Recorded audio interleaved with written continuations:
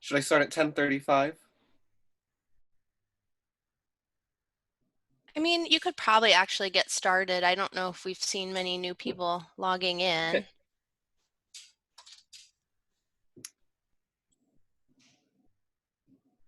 So there's about 210 districts in Nebraska that use SRS for special education and advisor publishing.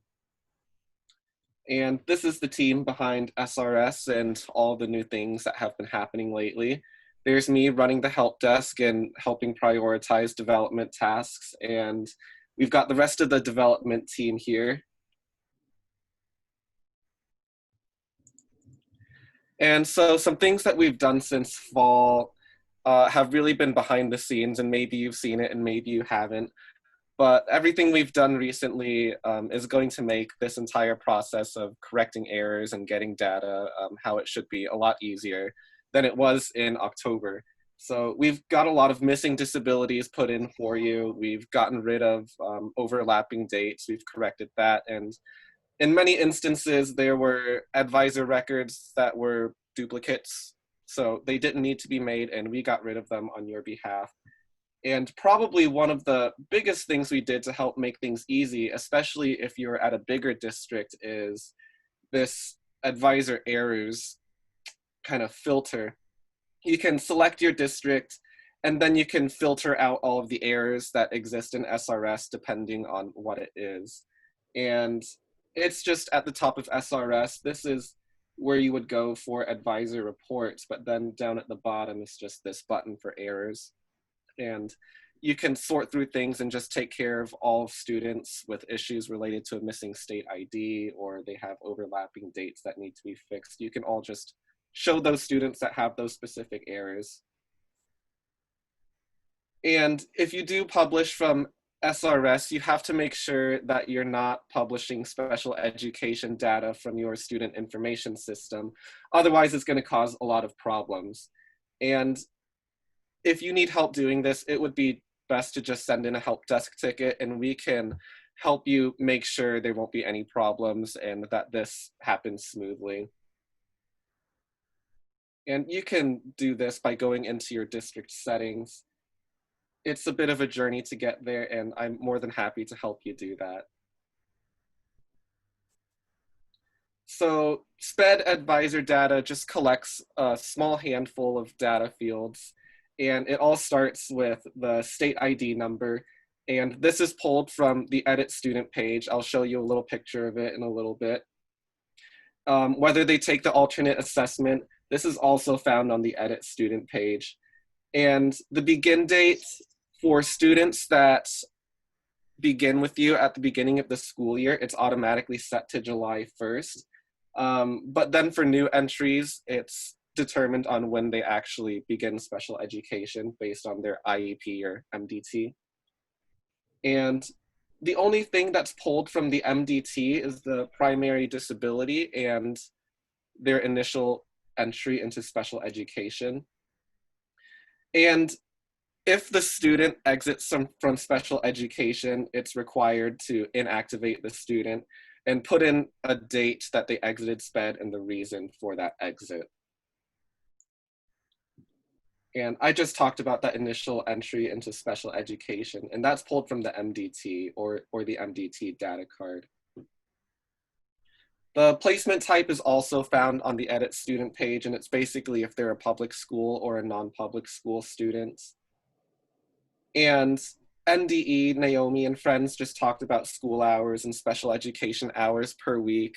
I don't think anybody liked this, and we'll be very happy to implement these new changes for public school and their hours per week. And one of the last fields of data is their program services. And this is basically if they're receiving physical therapy, speech language therapy, or occupational therapy.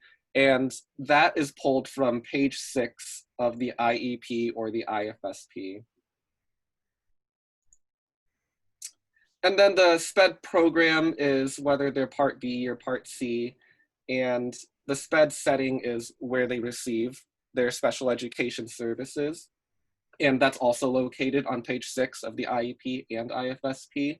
And in most cases for IEP kids, it'll be public school, and for IFSP students, it will be based at home. So we talked a little bit about how to get to advisor reports. Once you actually get there, if you click on this advisor report 2019-2020, it will take you to the actual list of students. You'll select your district, and then it will, sorry about that. It will take you to a list of students, and it'll show you all of the advisor data. You can search for names or ID numbers through this bar, and students with issues, they'll show up in red with an error message. And if you click on their names, it will expand into all of this advisor data that I just talked about. And there's helpful links that will take you to where these various data elements are pulled from. And it can also take you to their forms and the edit student screen, so you can put in any information that you need to. And if it so happens that a mistake was just made in the automated processes and maybe the sped hours per week just aren't right, you can override the data, and that will correct the information that gets sent to NDE, but it won't overwrite the actual sped record. And one new thing that's new this year is the SPED 99 exit code. I'm sure this has confused a few people. This just means that the student has received an update in their services. So you can see from this July 1st begin date that this student was with the school at the beginning of the school year, but then on this exit date, their IEP expired and they had a new IEP conference. And then the day afterwards, that's when their new IEP started.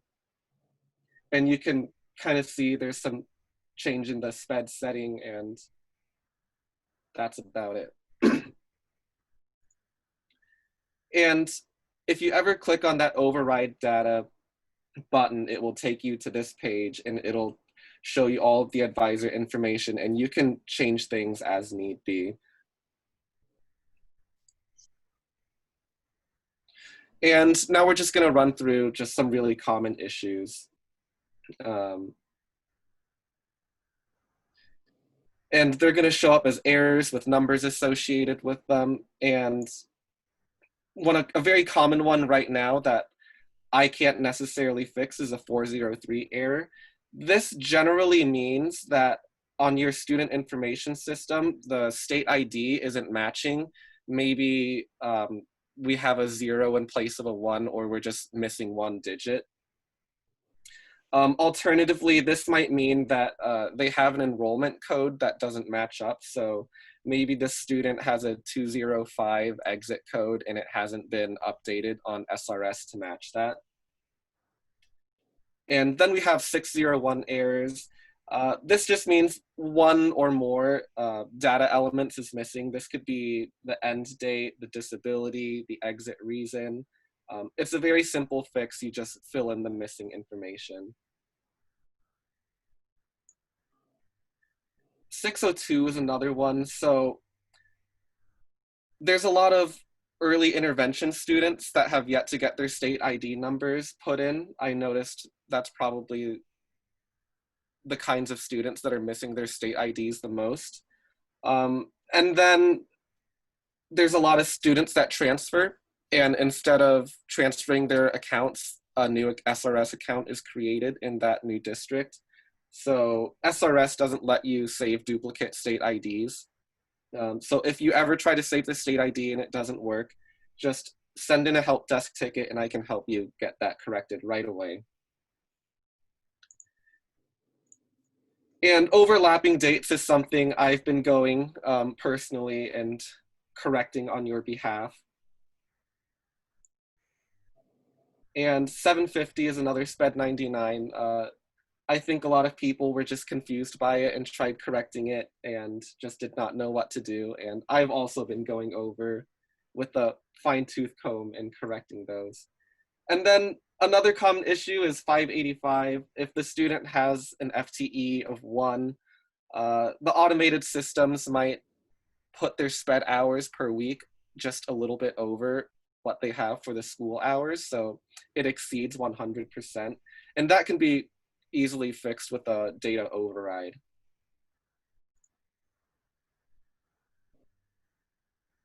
And in this case, 546, this means a SPED record was never created for the student, and we do know that they are a SPED student. So that means, on your student information system, it says the student is in special ed, but there's just no advisor record for the student yet. And this is much the same thing. The student's marked as exited, but there's no exit on SRS yet. And that can be done by going to the edit student screen. But a lot of the times you might look at your advisor data for special education and everything is right. Everything you need is there, but it's just not updating. You can always just go to the edit student screen. This is the edit student screen. I have a fake student named Ron Weasley. And all you have to do is just go through the data and click that save button, and it should reprocess everything again. And that is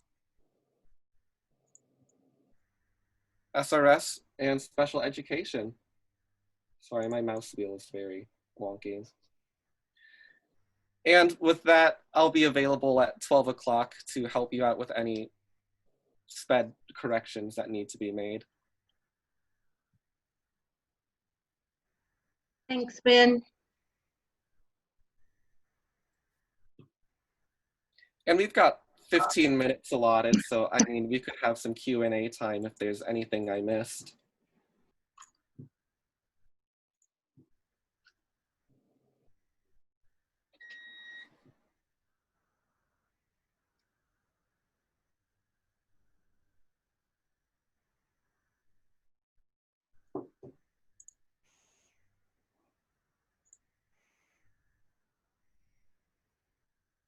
Ben, I have a question.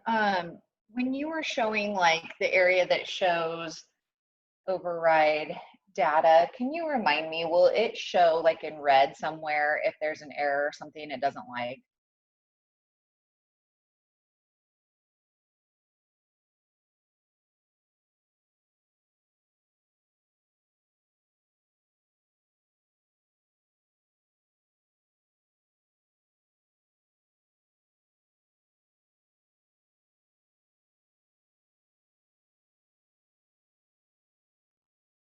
I think you're Ben, you're muted. muted. Oh, I'm sorry. That's okay. Yeah, so it kind of goes through 2 rounds of checking. So when a name appears on red in SRS here, it basically means that something is preventing that advisor record from being sent up to NDE. But then once that error is cleared and this data gets sent to NDE, it'll go through another round of validations. And so names that are not red might come up as an error on NDE as well. Okay. And so that's why this 403 error might come up, is because on PowerSchool, this student might have been marked as transferred. And on SRS, everything is okay. Because if the student isn't exited, then they're technically active. So it just kind of talks to each other and it says, hey, on your PowerSchool, it's saying something else different from what's on SRS, and that needs to be checked out.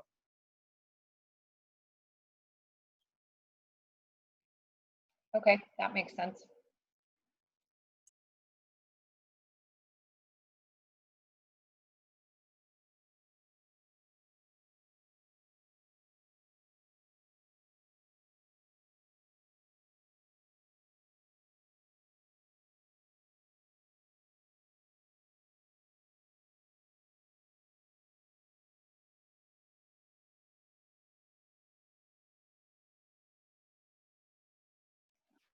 Is there any anticipation of any new errors being turned on or anything? I know it's hard for you all to know or to say because, you know, you don't know what you don't know. Um, I'm just curious if there appears to be anything on the forefront that's an issue where you may flip on an error anytime soon. Not that I know of. Errors have been going down on the SRS end of things, as far as I know. Yeah, I don't know of any errors that might be coming up. From the advisor side, I had the same question and was told that not right now, there aren't any plans. So that's the good thing. Good. I like to hear that. I'm on board with you guys, and Denise, I'm sure is too. We're not fans of the new errors late in the season either. Not especially, but you know, it happens. Not this year.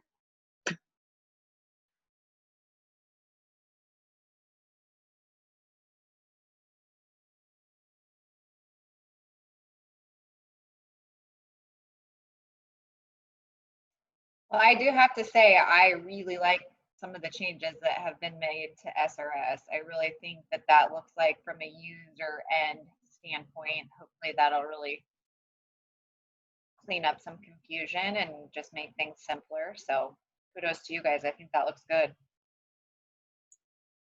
Oh yeah, we've got big plans for over the summer too when we're done with Advisor.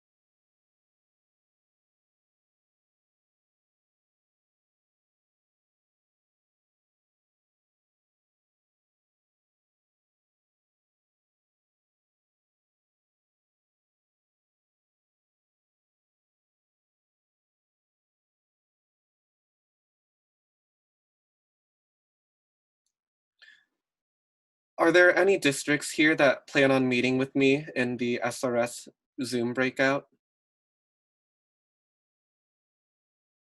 I put the link in the chat. I can do that again if somebody didn't get it. Yeah, I'm just asking anybody that plans to meet there to have validation errors from the NDE portal ready to go. Oh, okay. I do need to ask you a few questions. This is Heather from Arnold. Yeah. And I can wait until the breakout room, that's fine. So. Okay. Well, I will look forward to you then. Thank you. That breakout room has a waiting room, Heather. So when you get in there, it just goes in the order that people arrive, I think. Yeah, and I haven't opened up that breakout room yet.